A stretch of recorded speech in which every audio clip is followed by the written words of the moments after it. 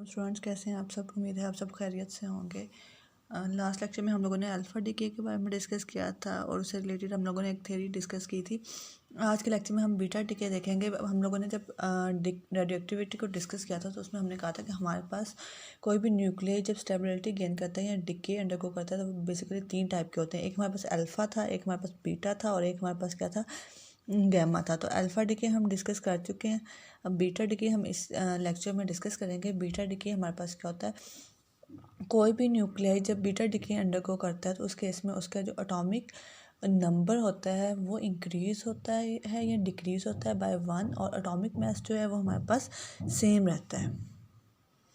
या हम कह सकते हैं कोई भी न्यूक्लियाई जब स्टेबिलिटी गेन करता है by changing its atomic number through 1, वो इंक्रीज़ भी हो सकता है एटॉमिक नंबर में, वो डिक्रीज़ भी हो सकता है एटॉमिक नंबर में। लेट्स सपोज हमारे पास ये एक न्यूक्लियाई है, उसका एटॉमिक मास ए है और एटॉमिक नंबर हमारे पास क्या है, जी है, और न्यूट्रॉन नंबर क्या है, एन है। ठीक है, अब ये अनस्टेबल है। स्टेबिलिटी गेन करने के लिए ये क्या करता है कि अपने जो न्यूट्रॉन है उसको प्रोटॉन में कन्वर्ट कर देता है, मतलब प्रोटॉन नंबर एक इंक्रीज़ कर देता है और हमारे पास जो रिजल्ट में न्यूक्लियाई आता है वो हमारे पास क्या होता है, वाई। उसका एटॉमिक नंबर क्या होता है, बाय 1 इंक्रीज़ हो जाता है। Z+1 न्यूट्रॉन नंबर क्या होगा, बाय 1 डिक्रीज़ हो जाएगा और एटॉमिक मास क्या होगा, वो हमारे पास सेम रहेगा। तो इसे हम क्या कहते हैं, और साथ में हमारे पास क्या होगा, एक बीटा पार्टिकल एमिट होगा। तो इसे हम कहते हैं, ये हमारे पास क्या होता है, बीटा डिके। तो बीटा डिके में हम कह सकते हैं कि बेसिकली बीटा डिके में हमारे पास क्या होता है, न्यूट्रॉन जो होते हैं वो कन्वर्ट होते हैं प्रोटॉन में या फिर प्रोटॉन कन्वर्ट होते हैं न्यूट्रॉन में। ठीक है, तो उसमें हमारे पास और ये ऐसे क्यों चेंज होते हैं, ये स्टेबिलिटी गेन करने के लिए होते हैं। तो बीटा डिके को जो हम कैटेगराइज करते हैं वो 3 पार्ट्स में करते हैं। जब हमने बीटा डिके की प्रॉपर्टीज़ डिस्कस की थी उसमें हमने कहा था कि हमारे पास बीटा डिके में इलेक्ट्रॉन भी एमिट होते हैं और पॉजिट्रॉन भी एमिट होते हैं। ठीक है, तो इसको हम 3 कैटेगरीज में करते हैं। एक हमारे पास इलेक्ट्रॉन एमिशन,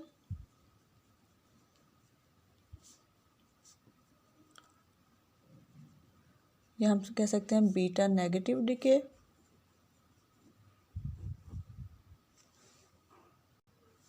सेकंड हमारे पास होता है पॉजिट्रॉन एमिशन,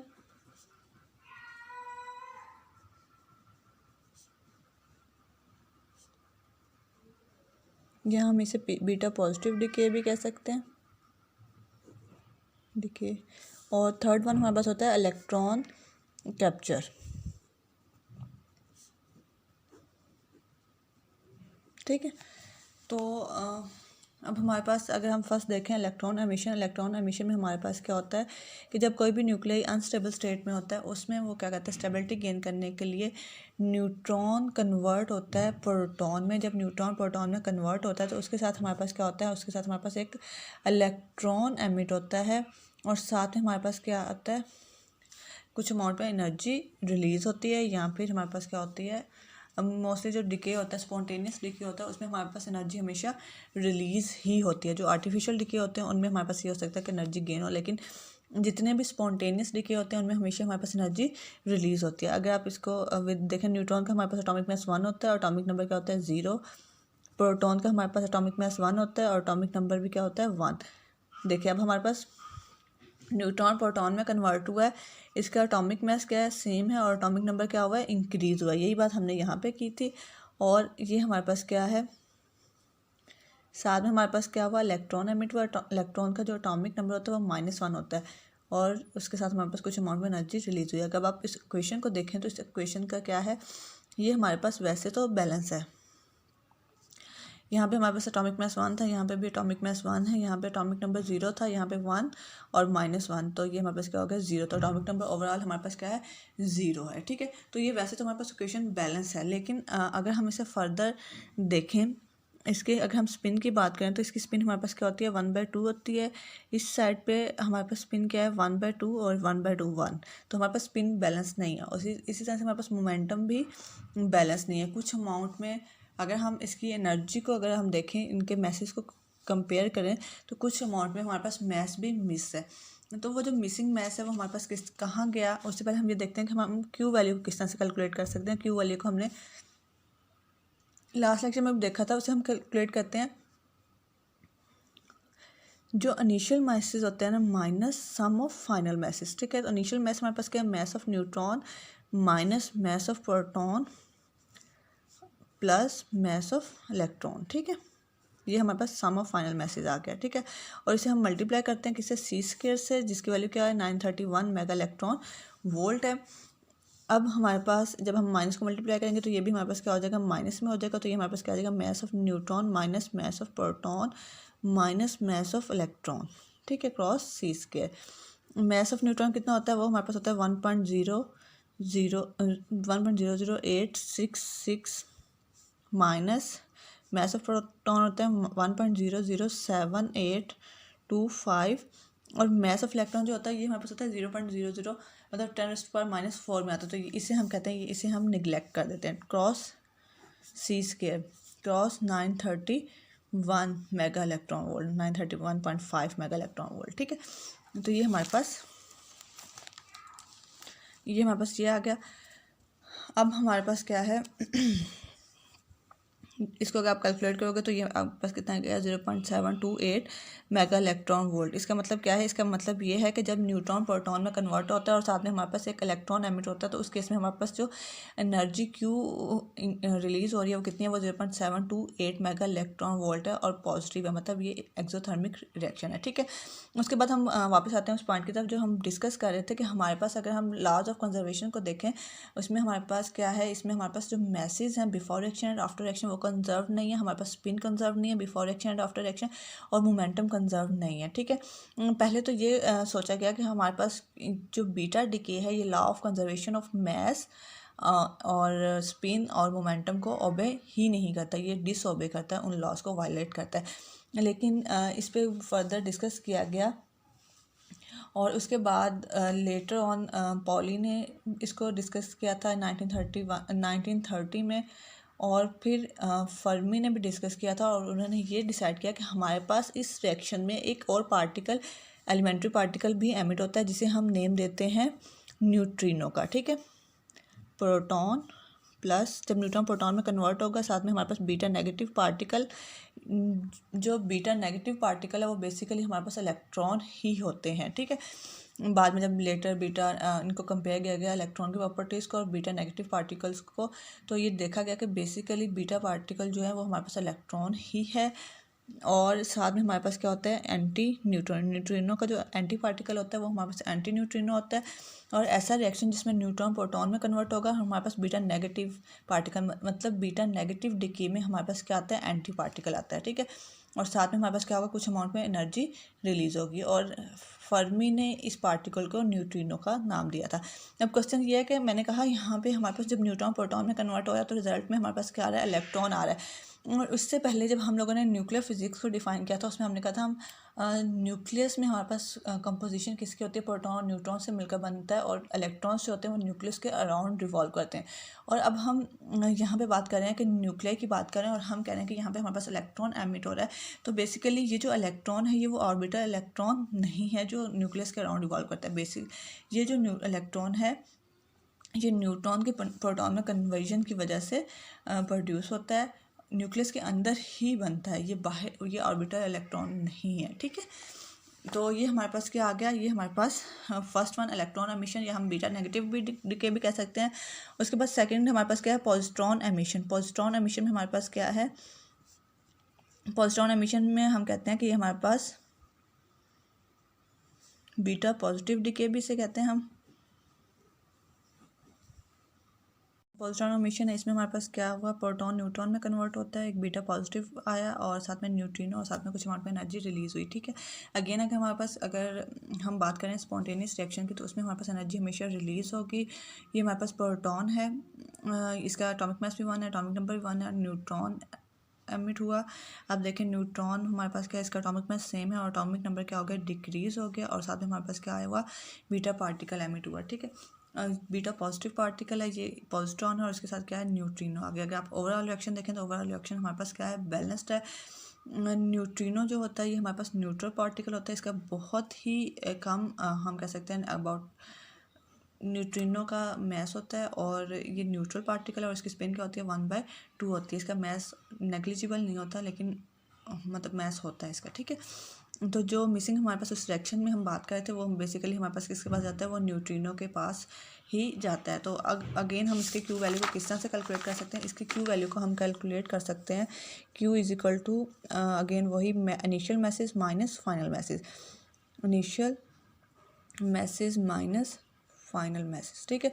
ये आपके पास एक बेसिक फार्मूला है क्यू की वैल्यू कैलकुलेट करने का, और इसे हम क्योंकि हम क्यू एनर्जी की बात कर रहे हैं तो ये initial message minus final message हमारे पास आता है डिफेक्ट मैस, और इसे हम जब मल्टीप्लाई करते हैं 931 से तो ये रेस्ट मैसेज को कन्वर्ट करता है एनर्जी में, ठीक है।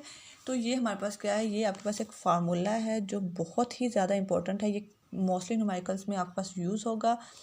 अब अगेन हमारे पास हमने क्या किया, हमने कहा हमारे पास प्रोटॉन न्यूट्रॉन में कन्वर्ट हो रहा है, तो mess of proton minus mass of neutron, और फिर हमारे पास क्या आ जाएगा, मैस ऑफ इलेक्ट्रॉन और फिर एंटी न्यूट्रॉन। यहाँ पे हमारे पास क्या आएगा, यहाँ पे हमारे पास आएगा -2me इंटू c², ठीक है। यहाँ इस तरह से हमारे पास क्यों आ रहा है, अगर हम इसे जर्नल देखें तो जर्नल में हमने कहा था हमारे पास ये एक्स ए जी ये हमारे पास न्यूक्लियाई है, फिर ये हमारे पास क्या है XaZ-1 एक डिक्रीज़ हो रहा है, न्यूट्रॉन में इंक्रीज़ हो रहा है क्योंकि प्रोटॉन न्यूट्रॉन में कन्वर्ट हो रहा है, साथ में हमारे पास बीटा पॉजिटिव पार्टिकल और साथ में हमारे पास न्यूट्रिनो और कुछ अमाउंट में एनर्जी रिलीज़ हो रही है। तो यहाँ पे हमारे पास इसके अकॉर्डिंग क्यू वैल्यू इक्वल होगी XaZ initial message minus mass of XaZ-1 n+1 minus mass of electron, ठीक है। ये हमारे पास इसके इक्वल हो गए। अब यहाँ पे हमारे पास 2meqi, इसको हम कैलकुलेट कर लेते हैं। 2me हमारे पास किस तरह से आया, ये मैसेज की वजह से आया है। नेक्स्ट हमारे पास जो नेक्स्ट कैटेगरी है इसको हम इसकी डिटेल जो बाद में डिस्कस करते हैं, ये किस तरह से रिलेशन ड्राइव हुआ है। यहाँ पे हमारे पास -2me क्यों आ रहा है, उससे पहले हम डिस्कस करते हैं इलेक्ट्रॉन कैप्चर, ठीक है। इलेक्ट्रॉन कैप्चर जो है ये हमारे पास थर्ड कैटेगरी है। इसमें हमारे पास क्या है, एक हमारे पास बीटा पॉजिटिव थी, एक बीटा नेगेटिव था। अब इसमें थर्ड जो न्यूक्लियर डिके प्रोसेस है बीटा डिके से रिलेटेड, उसमें हमारे पास क्या है कि प्रोटॉन जो है वो न्यूट्रॉन में कन्वर्ट होता है बाय कैप्चरिंग अ इलेक्ट्रॉन, और ये जो हमारे पास रिएक्शन है ना वो एग्जैक्टली अपोजिट होता है टू पॉजिट्रॉन एमिशन से, ठीक है। अभी हम देखते हैं ये हमारे पास क्या है, हमारे पास एक प्रोटॉन है, कैप्चर किया इलेक्ट्रॉन को और रिज़ल्ट में हमारे पास क्या आया, रिज़ल्ट में हमारे पास न्यूट्रॉन, ठीक है, और साथ में क्या आया न्यूट्रिनो और कुछ अमाउंट में एनर्जी रिलीज़ हुई, ठीक है। अब आपको याद होगा हमने जो प्रीवियस देखा था उसमें हमारे पास क्या था, उसमें हमारे पास प्रोटॉन न्यूट्रॉन में कन्वर्ट हुआ था और रिज़ल्ट में हमारे पास क्या आया था, पॉजिट्रॉन। सॉरी, ये एग्जैक्टली अपोजिट है इलेक्ट्रॉन एमिशन से। उसमें हमारे पास क्या था, उसमें न्यूट्रॉन कन्वर्ट हुआ था प्रोटॉन में और साथ में क्या आया था, एक इलेक्ट्रॉन, और यहाँ प्रोटॉन इलेक्ट्रॉन को कैप्चर करके न्यूट्रॉन में कन्वर्ट हो रहा है। तो ये एग्जैक्टली अपोजिट है टू इलेक्ट्रॉन एमिशन, ठीक है। ये हमारे पास थर्ड है। इसके लिए अगर आप जर्नल वो देखना चाहें तो हमारे पास क्या आता है, ये एक न्यूक्लियाई है जो अनस्टेबल स्टेट में है। यहाँ लेट्स सपोज हम कह देते हैं ये प्रोटॉन है, ये एक इलेक्ट्रॉन को कैप्चर करते हुए कन्वर्ट होता है एक रेजिडुअल न्यूक्लियाई में, और उस रेजिडुअल न्यूक्लियाई का मैस सेम रहता है, एटॉमिक नंबर डिक्रीज़ होता है और न्यूट्रॉन नंबर इंक्रीज़ होता है। साथ में हमारे पास क्या आता है, न्यूट्रिनो, ठीक है। तो ये हमारे पास एक बीटा डिके है जिसमें हमारे पास जो अनस्टेबल न्यूक्लियाई है वो स्टेबल न्यूक्लियाई में कन्वर्ट होता है बाय कैप्चरिंग एन इलेक्ट्रॉन, ठीक है। यहाँ पे हम लोगों ने तीनों एग्जांपल में जब हम लोगों ने beta negative positive decay discuss किया उसमें हम लोगों ने क्या किया, हमने एग्जांपल्स लिए प्रोटॉन न्यूट्रॉन इसकी, ठीक है। तो इसको हम इस तरह से भी डिस्कस कर सकते हैं कि जब हमारे पास कोई भी न्यूक्लियाई है, अनस्टेबल न्यूक्लियाई है और वो इलेक्ट्रॉन एमिशन करते हुए स्टेबल स्टेट में आएगा, ये हमारे पास क्या है, ये हमारे पास इलेक्ट्रॉन एमिशन को हमने डिस्कस किया है। तो जब वो इलेक्ट्रॉन एमिशन करेगा या बीटा नेगेटिव डिके अंडरगो करेगा तो उस केस में उसका जो एटॉमिक मास होगा वो सेम रहेगा और एटॉमिक नंबर क्या होगा वो इंक्रीज़ होगा बाय 1।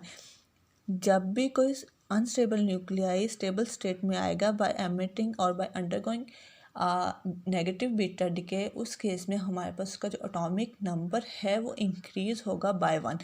जैसे लेट्स सपोज हमने यहाँ पे सपोज कर लिया कि जो न्यूट्रॉन है ये हमारे पास अनस्टेबल न्यूक्लियाई है और ये स्टेबल न्यूक्लियाई प्रोटॉन में शिफ्ट हुआ है बाय एमिटिंग एन इलेक्ट्रॉन, ठीक है, बीटा नेगेटिव डिको अंडरगो करते हुए। तो इसमें इसका एटॉमिक नंबर पहले क्या था 0 था और बाद में क्या हो गया 1, मतलब इसका एटॉमिक नंबर बाय 1 इंक्रीज़ हुआ है, ठीक है। उसके बाद अगर हम पॉजिट्रॉन एमिशन की बात करें तो इसमें हमारे पास हमने सपोज कर लिया कि हमारे पास जो अनस्टेबल न्यूक्लियाई है वो हमारे पास प्रोटॉन है और जो स्टेबल है न्यूट्रॉन, ठीक है। तो अब प्रोटॉन जब न्यूट्रॉन में कन्वर्ट हुआ है तो उसका एटॉमिक मास सेम रहा है और एटॉमिक नंबर क्या हुआ है वो डिक्रीज़ हुआ है बाय 1।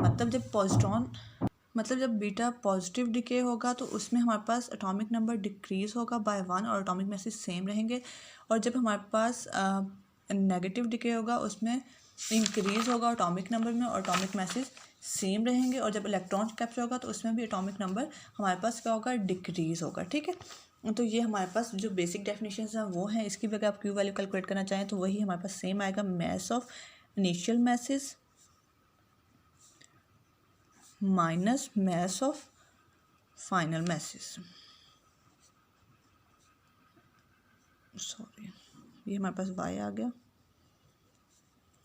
एटॉमिक मास a है z-1 और x ही हम इसे कंसीडर कर लेते हैं, ठीक है, और n+1 और ये हमारे पास क्या आ गया c², ठीक है। ये हमारे पास q वैल्यू, इस तरह से हम क्यू वैल्यू कैलकुलेट कर सकते हैं। अगेन अगर आपको कोई भी न्यूक्लियाई दिया जाए, कोई भी लेट्स सपोज आप कहा जाए यूरेनियम पोटाशियम कोई भी दिया जाए और आपको कहा जाए चेक करें कि ये न्यूक्लियाई अंडरगो करता है, मतलब यूरेनियम दिया हुआ है और साथ में एक और न्यूक्लियाई दिया हुआ है, बताएं कि ये कन्वर्ट करेगा बीटा डिके अंडरगो करेगा कि नहीं। तो सबसे पहले आप उसके क्यू वैल्यू चेक करेंगे। अगर क्यू वैल्यू पॉजिटिव होगी तो इट्स मीन वो डिके करेगा और अगर क्यू वैल्यू नेगेटिव आ रही है इट्स मीन वो डिके स्पॉन्टेनियस डिके नहीं करेगा, ठीक है। तो स्पॉन्टेनियस डिके के लिए क्यू वैल्यू का पॉजिटिव होना बहुत ज़रूरी होता है, ठीक है।